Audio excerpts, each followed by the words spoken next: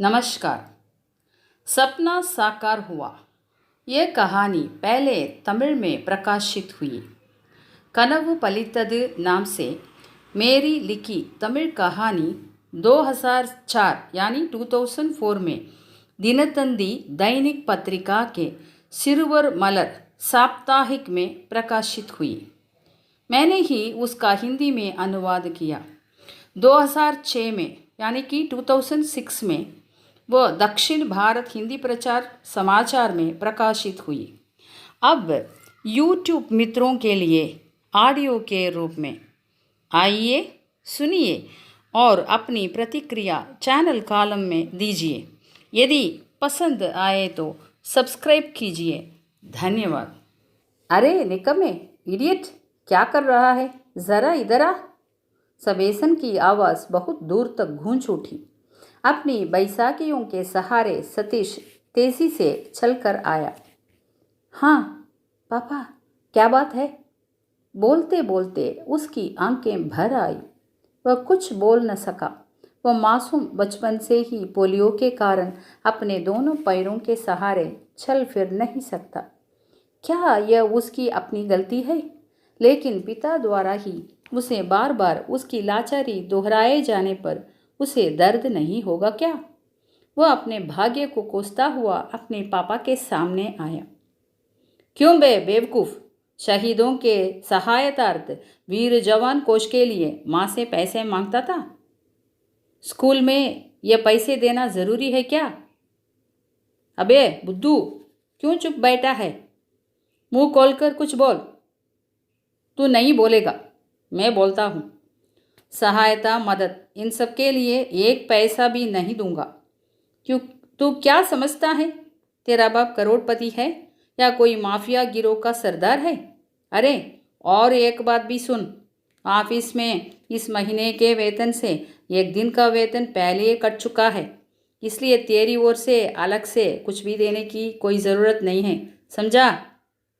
अग्नि के जलते भाण छोड़ते हुए उन्होंने आगे कहा, तेरे इलाज के लिए भी इतना रुपया खर्च हो जाता है, मेरा पूरा वेतन चला जाता है इस पर। ये सब फिजूल खर्च। कहीं कोई मर गया है, उसके परिवार के निर्वाह के लिए अपने पैसों से हाथ धोना कहाँ का न्याय है? हमसे कुछ नहीं दिया जाएगा, जाकर बता दे। सतीश अपने पापा के क्रोध से दग्ध नेत्रों को देखकर भयभीत हो गया। साथ ही उनके तीखे शब्द बाणों से उसका मन घायल हो गया। लेकिन उसको कुछ भी समझ में नहीं आया। वो सोचने लगा, क्यों पापा में देश प्रेम लेश मात्र भी नहीं है? हम सबके कल्याण के लिए, हमें शत्रुओं से बचाने के लिए ही वे लोग सीमा पर सर्दी गर्मी किसी की भी परवाह न करके अपने प्यारे प्यारे बच्चे परिवार को छोड़कर सीमा पर रात दिन पहरा देते हैं। उनके ही परिवार वालों के लिए ये छोटी सी रकम दी जाती है। क्यों पापा को ये सब समझ में नहीं आता? सोचते सोचते उसकी आंखों में आंसू झरने लगे। इसी बीच मम्मी शकुंतला दौड़कर सतीश के पास आई। बेटे की दशा देखकर भयभीत हुई। उसके आंसू पोंछते हुए, बेटा रो मत, पापा को अपने ऑफिस का टेंशन होगा, इसलिए आ जाओ बेटा, नाश्ता करो, स्कूल के लिए देर हो रही है। मम्मी हमेशा पापा का पक्ष लेती है। ये तो हर एक आदर्श पत्नी का कर्तव्य है। मम्मी अपना कर्तव्य निभाती है, लेकिन सतीश ये सब सह नहीं पाता। मम्मी, भारत मेरी मातृभूमि है। इस महान देश की सेवा करना मेरे लिए गौरव और सौभाग्य की बात है, लेकिन मैं तो अपंग हूँ। ये किसकी गलती है माँ? मम्मी को झकझोरते हुए वह जोर से रोने लगा। मम्मी, क्या मैं अपने देश के लिए कुछ नहीं कर सकूँगा? बोलो मम्मी, बोलो। उसका रोना अभी तक खत्म नहीं हुआ। खूब बेटा, मैंने सोचा था कि तुम सिर्फ अच्छा गाते हो, लेकिन आज मालूम हुआ कि तुम अच्छा भाषण भी देते हो। कहते कहते सबेसन वहाँ आ पहुँचे। सुनिए, आपका भी नाश्ता तैयार है, आइए ना। तनाव को समाप्त करने के लिए शकुंतला बोली। नाश्ता? अपने देशभक्त पुत्र को पहले खिलाओ, अगर बच जाए तो फिर मैं खाऊंगा। दुनिया में दोनों पैर वाले इंसान भी कुछ नहीं कर पाते। ये देशभक्त उनसे बढ़कर सेवा करेंगे, हो देख लूंगा। सबेसन के मुंह से व्यंग्य और घृणास्पद बातों की बाण वर्षा होने लगी। अपने बेटे की इस भावना से नफरत करने वाले अपने पति पर शकुंतला नाराज न हुई, क्योंकि वो जानती है जब सबेसन छोटे थे तब उनके पापा ने आज़ादी की लड़ाई में भाग लेकर अपने परिवार के भविष्य की परवाह किए बिना सारी संपत्ति, धन दौलत आदि देश के लिए अर्पित कर दिया और मरते वक्त वे खाली हाथ चल बसे। सबेसन का यह डर है कि अपने बेटे की हालत भी ऐसी न हो। उसके उज्जवल भविष्य के लिए ये ज़रूरी है कि ऐसे विचार उसके मन में न पैदा हो।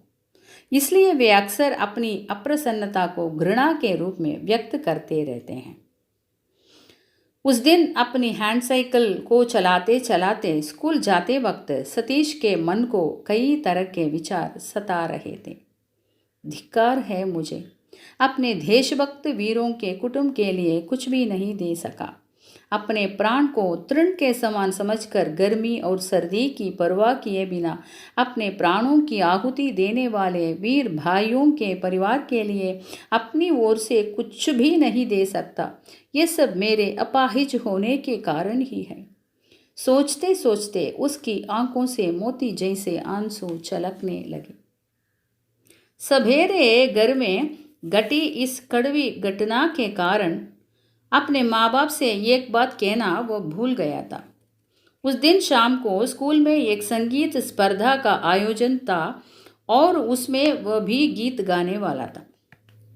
लेकिन उसने अब सोचा कि इसे बताने से भी कुछ फायदा न था। वो आप कुमार शानू, उदित नारायण जैसे पार्श्व गायक है क्या? अबे चल चल पढ़कर सुधरने की कोशिश कर। उसने कल्पना से विचलित अपने आप में मुस्कराने लगा। उसके मन में लाखों अरमाने हैं। किसी न किसी तरह शहीदों के सहायतार्थ वीर जवान कोष कार्य में योगदान देना है। हे भगवान, क्या मेरा स्वप्न सफल होगा? उस कार्यक्रम में सतीश ने जो गीत गाए थे वे सभी देशभक्ति से भरे थे। उसके मन की भावनाएं, इच्छाएं, दर्द और तड़प सब एक साथ मिलकर उसके गीतों में बहने लगे, जिससे श्रोतागण आनंद विभोर होकर ताली बजाने लगे। इस अंतर विद्यालय प्रतियोगिता में शहर के लगभग सभी स्कूलों ने भाग लिया था। इस स्पर्धा में सतीश के स्कूल को प्रथम पुरस्कार मिला और उसे अच्छे गायक के विशेष पुरस्कार स्वरूप 1000 रुपये का चेक भी मिला। चेक को पाने के लिए मंच पर चढ़ते समय सतीश को अपने पर विश्वास न हुआ। उसको लगा कि वह आकाश में उड़ रहा है। इनाम पाते पाते उसके हाथ कांपने लगे और आंखें भर आईं। विद्यार्थियों के नेता ने आगे आकर कहा, बंधुओं, मित्रों, सबको नमस्कार। अपने स्कूल की ओर से पुरस्कार प्राप्त करने वाले सतीश आप लोगों से कुछ कहना चाहते हैं। उनको मंच पर आमंत्रित करता हूँ। सतीश अपने बैसाखियों की टक टक की आवाज़ के साथ मंच पर चढ़ते हुए माइक को पकड़कर बोलने लगा।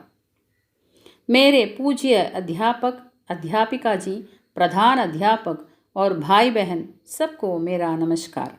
शहीदों के सहायतार्थ वीर जवान कोष के लिए देश की ओर से पैसे एकत्रित किए जा रहे हैं। इसमें मैं अपनी ओर से इन 1000 रुपयों की राशि उसको देना चाहता हूँ। यदि हमारे स्कूल के प्राध्यापिका जी अनुमति दे तो हम सब मिलकर इस प्रांत के सभी स्कूलों में जाकर गीतों का कार्यक्रम चलाएंगे और उनमें से जो रकम मिले उसे भी इस कोष के लिए देंगे। मेरे अंगहीन होने के कारण अपने देश की, अपनी जननी इस भारत माता की सेवा इस प्रकार करना चाहता हूँ। पिघलते हुए शब्दों से उसने अपना भाषण समाप्त किया। तालियों के बीच स्कूल के प्रधान अध्यापक ने इसके लिए अपनी सहमति दे दी और सतीश का सपना सच हुआ, साकार हुआ।